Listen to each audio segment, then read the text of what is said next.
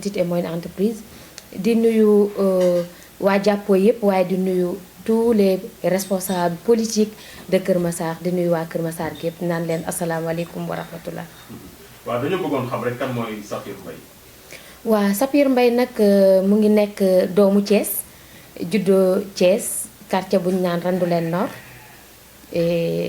jànge école Thierno Siré Elimane Sall bi nekk école Grand Thiès foofu laa defee sama primaire jóge fa jànge CM Ousmane Ngom bi nekk ci marché central bi jóge fa dem lycée Malick Sy jóge fa dem école bu ñu naan CPT def fa formation électricité industrielle ginnaaw 2 ans à l'université bi ma fa jógee nag j'ai un peu cheminé def assurance jóge fa dem EFI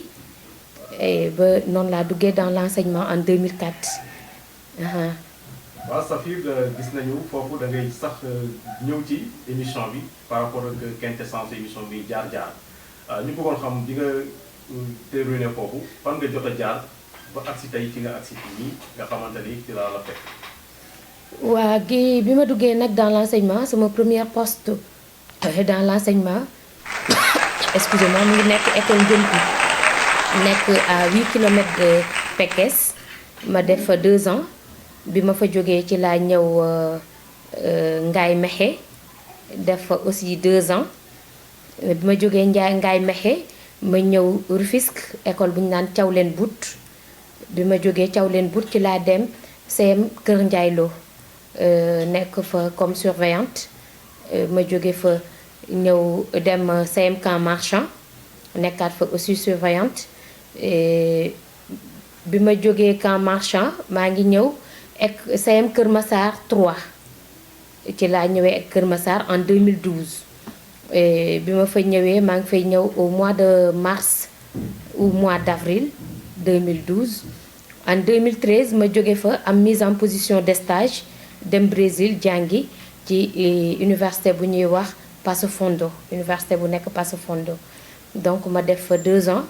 maa ngi fa dem 2013 ba 2015 ñibbisi Sénégal en début 2016 bi ma ñibbisee aussi maa ngi dellu CM Ali Modi foofu CM Ali Modi laa nekk ba 2018 ci laa dugg ci géewu politique. waaw nga dugg ci en 2018 ci géewu politique bi tey ñu gis la nga nekk ak ministre Assome Aminata Diatta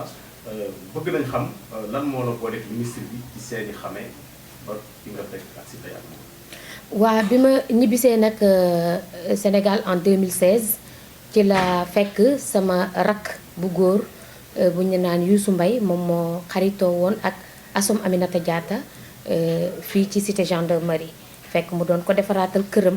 bi mu tuxsee ci cité bi ci la kon ni ko woon sama mag bi tukki de xam naa bu ñibbisee dinaa la ko présenté ndax xam naa ne di ngeen mën a ànd politique noonu ci la ma ko présenté bi ma ñibbisee mu doon temps boobu mu ngi doonoon politique Ziguinchor ma daan ko forcé lool nag di ko négocier doon ko waxtaane ak moom pour ñu am base à Kër Massar liggéey Kër Massar mu nekkoon loo xamante ni aussi bi mu demee ba yàlla tudd ko mu ñëw ni ma solal say dàll boog yàlla nangu na sa ñaan kon léegi dañoo war a def base Kër Massar ndax kilifa gi santaane na ko loolu mu ngi nekkoon en 2018 du moins ndax ñu ngi def suñu lancement politique fii ci Kër Massar cité gendarmerie fii ci sama buntu kër le 7 juillet 2018 mu nekk nag loo ànd boo xamante ni yàlla moo ci teg loxo yàlla na ko yàlla gën a téye ndax biñ commencé en 2018 ba léegi on n'a jamais quitté le terrain aussi mu nekk nit ku ñime terrain aussi yàlla boole ñu ceet nag ay jigéen ak ay góor yu jàmbaare ndax ba ñuy démarré maam Ndella Sène la woon Tronchet Diatta maam Sini Kouta maam ak maire Mati Niang ñu nekkoon ay jàmbaar lool ci terrain bi ba tey yàlla def ñu agsi fii ñu agsi ñu di ko sant suñu borom lool nag waaye di ci sant njàmbaarit madame la ministre Assome Diatta ndax dem ci terrain yomb na waaye it nag terrain bi booy dem da ngay yor ay moyens de déplacement et tout te lépp moo ñu ko daanoon taxawal ba ñu mën a tey massifier li ñu massifier yëpp à Kër Massar. waaw donc jërëjëf Safir di fàttali rek suñu mbokk téléspectateurs yi ñuy suivre ci chaîne bi di IRA TV ki ñu nekkal moom mooy Safir Mbaye di chef de cabinet bu ministre Assome Aminata Diatta tey mooy kanu émission jaar-jaar ci IRA TV donc fi nga jaar ba agsi fii dégg nañ ko tey ñu gis ne yaa ngi ci côté ministre Assome Aminata Diatta tey lan nga gën a gis ne moo war a tax ngeen war ko mën a jàppale ci moom bu fekkee ne gis nga ci moom ay qualité yan qualité moo tax nga xas tànk maanaam sa fas sa ndox la sa parce que doo góor moo tax na dama wax xas tànk oui mais gis naa ne da nga fas sa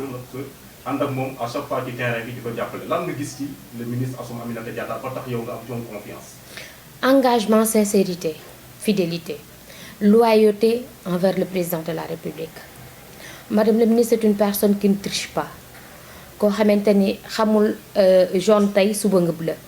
man damay faral di wax ni mënuma ànd ak kuy tricher ndax yaruñu ma ci yàlla dafa def ma yaroo ci ëttu diine ëttu lislaam xamuñu lu dul yàlla yonent bi ak diine ak lislaam ci loolu laa gimmi ci loolu laa lañ ma yar ba tax na képp ku ma àndal rek mën a yàgg ak moom dafay fekk yow it nga am yooyu qualité te madame la ministre qualité yooyu la am qualité yooyu la am lu mu narul du ko wax lépp lu mu jël engagement da ciy dem ba jeex deful lenn ngir séntu ci intérêt suba lépp lu muy def da koy def rek d'une manière désintéressée ba lu mu ci am xam ne yàlla moo ko ci andil rek mais deful lenn par intérêt te it nag mu respecté ay ànd démbam madame la ministre fonk gu mu fonk doomu aadama ak respect bu mu am ci doomu aadama moom rek la ko nit ñi di toppee ci la ko nit ñi yawee ci la ko nit ñi nawee ndax it nag su ko neexoon aj ay mbagg ndax kilifa la te ajul benn yoon ay mbaggam ku jox nit cër la boo ko woowee mu jël la soo ko messager mu tontu la soo amee soxla ci moom mu déglu la loolu la nit di àndee ak nit waaw te nag xam nañ bu baax ñun ñi ànd ak moom di sonn ci moom mu jox ñu lool cër fonk ñu lool wax dëgg yàlla kon ay qualité am lañ ko toppee. kon ay qualité ngeen ko toppee waaw donc ñu gis ne dañu génnoon ci élection locale municipale il faut ñu wax ci ñu gis aussi di ngeen jot a def au niveau du département de Kër Massar parce que souvent dañ leen daan suivre ci population bi ngeen di sonn ngir bëgg li nga xamante ni moo jëm ci wàllu mairie bu Kër Massar Nord ñu gis ne foofu tamit am na lu daal loo xamante ni moom moo leen bett ñu déception mën nañ ko tuddee noonu ndax yaakaaroo loolu ne peut-être doo leen jël mairie bi mais gis nañ ne am na ngeen déception dara mooy tax déception boobu am lan moo waral loolu. man tey dama naan namm suñu borom la rek xam nga suñu borom des fois dafay natt doomu aadama gi pour di xool ngëmam fu mu toll man dama naan yàlla xëy na moo ko doxalee nii ndax bëgg a seetlu madame la ministre ba xam engagement bi mu am ci Kër Massar wér na ci moom wala déet man noonu laa ko jàppee ndax madame la ministre ku doomu Kër Massar yi bëgg la ndax xale yi bu ñu demee bay fowe sa tur mooy que ne nit ñi bëgg nañ la ndax xale alalu yàlla la te yàlla lu mu namul du ko def ci xale mu doon koo xamante ni aussi ku nangoo sonn ci Kër Massar la nee naa madame la ministre depuis qu'on a commencé en 2018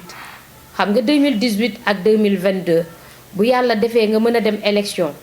am 6808 voix sans compter les irrégularités ça veut dire que dëkk ba nga ne bëgg nañ la te it sonn nga fa ndax nag 2018 ak 2024 yàggul c'est à peu près 4 ans mais loolu mooy wone njàmbaarteem sur le terrain elle n'a jamais quitté le terrain man dama naan je ne me rappelle plus des congés parce que amatuma congé ñun depuis qu'on a commencé on n'a pas de congé on n'a pas de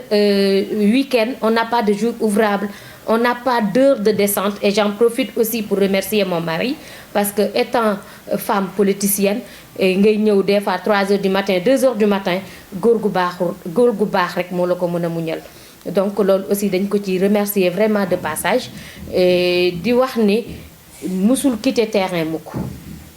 njàmbarte gi mu am ci terrain bi ak bëgg-bëgg gi mu am ci Kër Massar ak ñeewante gi mu am ci waa Kër Massar dama naan doomu Kër Massar yi mënuñu ko war mukk xëy na yàlla moo doxalee noonu ba irrégularité yi am yépp am ba tey résultat yi egsi fii mu egsi te it nag dama naan on n'a rien perdu parce que le recours ñu ngi koy topp mu ngi ci yoon te it nag ñu ngi ciy am yaakaar yàlla bu yàlla tas yaakaar donte it nag man Sapir Mbaye man mbetteel gi ma ci am mooy yaakaaroon naa ni duñu egg recours man sama xalaat ak sama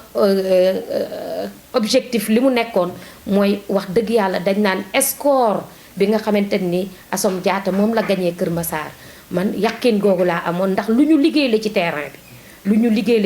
bi dañ naan xëy na tey lii yàlla moo ko andi rek waaye du suñu ñàkk liggéey moom it du ñàkk gëmam waaw donc mooy li ma ko wax ko benn jour nee naa ko vous méritez des félicitations madame la ministre ndax nag nit dina ñàkk dara ñu ni xamoon nañ ko waaye nit ñàkk dara ñu ni nu mu mën a demee noonu xëy na tey moom la ñuy wax ndax bu dee jot jox nga ko ba mu jeex bu dee disponibilité jox nga ko ba mu jeex bu dee engagement jox nga ko ba mu jeex bu dee financement jox nga ko ba mu jeex ndax ci moom rek laa mës a gisee ministre buy joxe ba ni jeexal naa dencalul dara waa Kër Massar lu mu am bokk na ko waa Kër Massar kon du dara lu ko mën a xañ wala du dara lu mën a indi situation bu demee nii lu dul namm suñu borom. kon namm suñu borom boobu nag moo tax xam naa foofu la ñuy ñëwaatee rek di leen wax ne yàlla gën a defal ndam ci li nga xamante ni parce que aussi ça fait waxuñu la ko pour jeter le fleur gis nañ à chaque fois da nga mel ni Baye Fallou Assome Aminata Diatta ndax tey fu mu mënta teew rek gis na yow yaa fay teew loolu it nekk na lu ñu marqué parce que dañ leen di siiw te nit aussi bu dee day gis lu baax ni di ko def dañ koy xamal askan wi ba tax na da ngeen di jëm ci ay élections législatives bientôt le 31 juillet bi ci ngeen war a dem ci joŋante élection député tey yéen ban position ngeen am ginnaaw recours bi ngeen dugal génnagul ndax yéen a ngi bañ a découragé pour fexe jéem a xool seen représentation au niveau du département de Kër Massar ba ngeen am députation au niveau de l'Assemblée nationale. waa Thiam damay dellusiwaat bala may avancer ci législative yi li nga ne dangay dem ba mel ni Baye Fallou Assome Diatta nit lu mu bëgg ca xeru ca ak mbëggam dafay des man dama nekk nit koo xamante ni nii lu ma nekk dama ciy dem ba jeex wax naa la ko sànq man dama naan su ma nekkee ci dara su ma ko deful rek keneen def ko man maa ko war a def man loolu mooy sama gëm-gëm pour affaire yi mën a dox ndax dem naa ba benn instant je me rappelle en 2020 le 13 juillet ou le 14 août 2020 j'ai perdu une grossesse à 6 mois parce qu'on m'avait cerclé à 2 mois et tere ma toog 2 heures d'affilée mais boobu engagement bi ma amoon mooy que ne man dama engagé wu pour ànd ak madame le ministre liggéey te kii connaît chef de cabinet xam ni chef de cabinet c'est politique donc je pouvais pas fuir mes engagements pour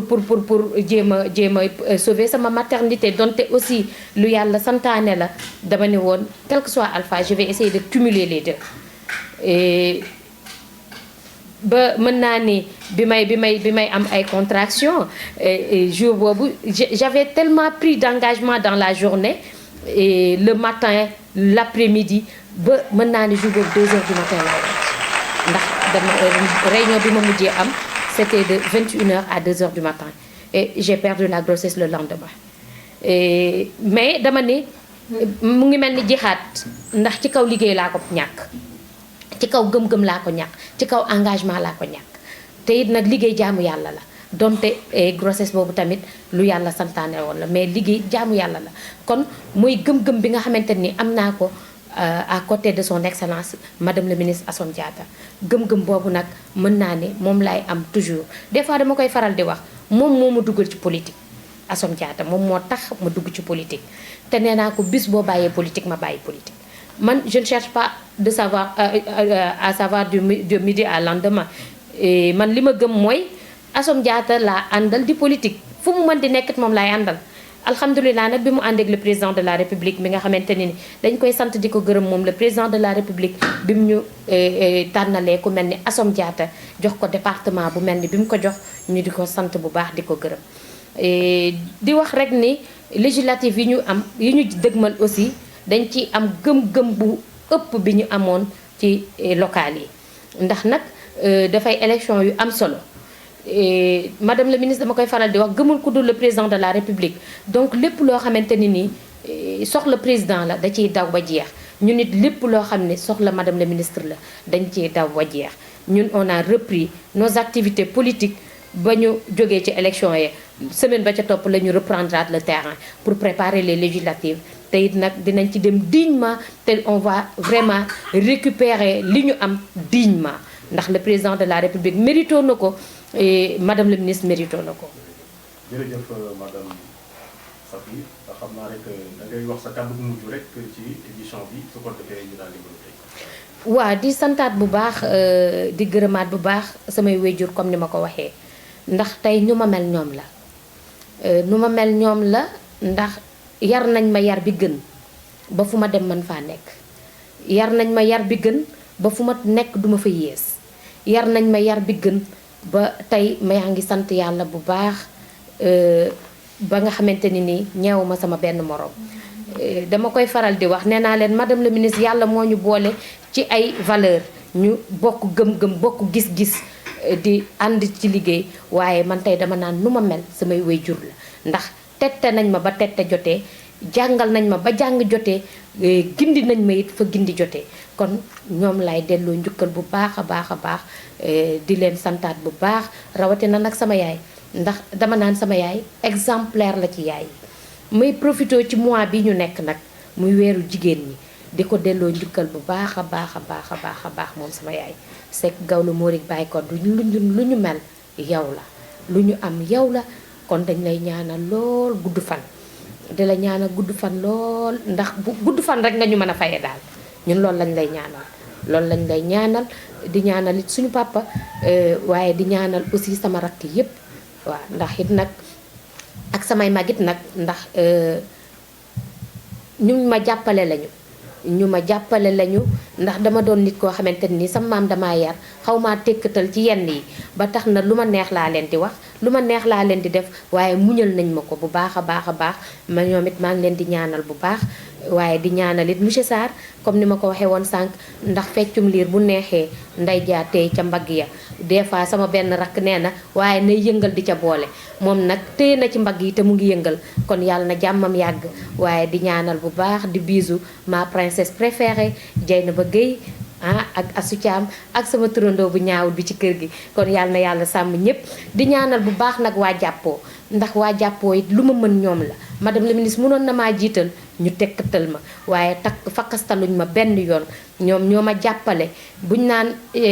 chef de cabinet ak coordonnatrice ña nekk ca ginnaawam ñoo tax ndax politique kenn nit mënu ko buñ lay tudd rek mbooloo mi nekk sa ginnaaw ñoo tax kon ñoom ñi nekk ci sama ginnaaw te nangu maa jàppale yàlla na yàlla téye leen yàlla na yàlla aar leen yàlla na yàlla sàmm leen yàlla na yàlla gën a dooleel madame la ministre te may ko ndam fii ci Kër Massar waaye may ko ndam ci Sénégal gépp maa ngi nuyu ñëpp sant ñëpp di jaajëfal yow Thiam waa IRA TV yàlla na yàlla barkeel leen ci barke Cheikhou Tidiane jërë ngeen jëf. xam nga Thiam sànq dama ne la maa ngi gërëm bu baax samay waajur ndax tey lu ma mel ñoom la ndax ñoo def ci man ay valeurs yoo xam ne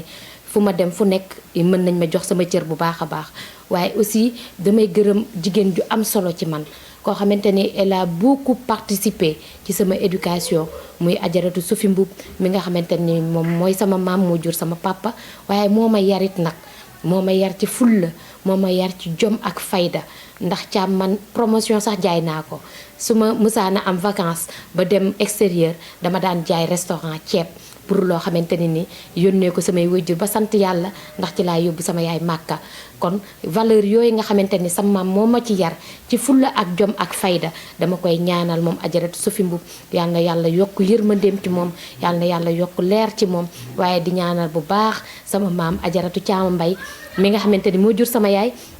moom bañ na ko ba nanguwul a dëkk ak benn doomam man la dëkkal ndax mbëggeel gu mu am ci man ndax nag yenn saa yi ma bajjantu ndax samay ñaari maama ma yar te it nag wax dëgg yàlla yarewuñ ma it nag yaru maam ndax yar nañ ma ci ay valeur ah kon moom it dama koy ñaanal yàlla yàlla na yàlla guddal fanam yàlla na yàlla dolli ko wér dolli ko barkeel ak barkeel njabootam merci beaucoup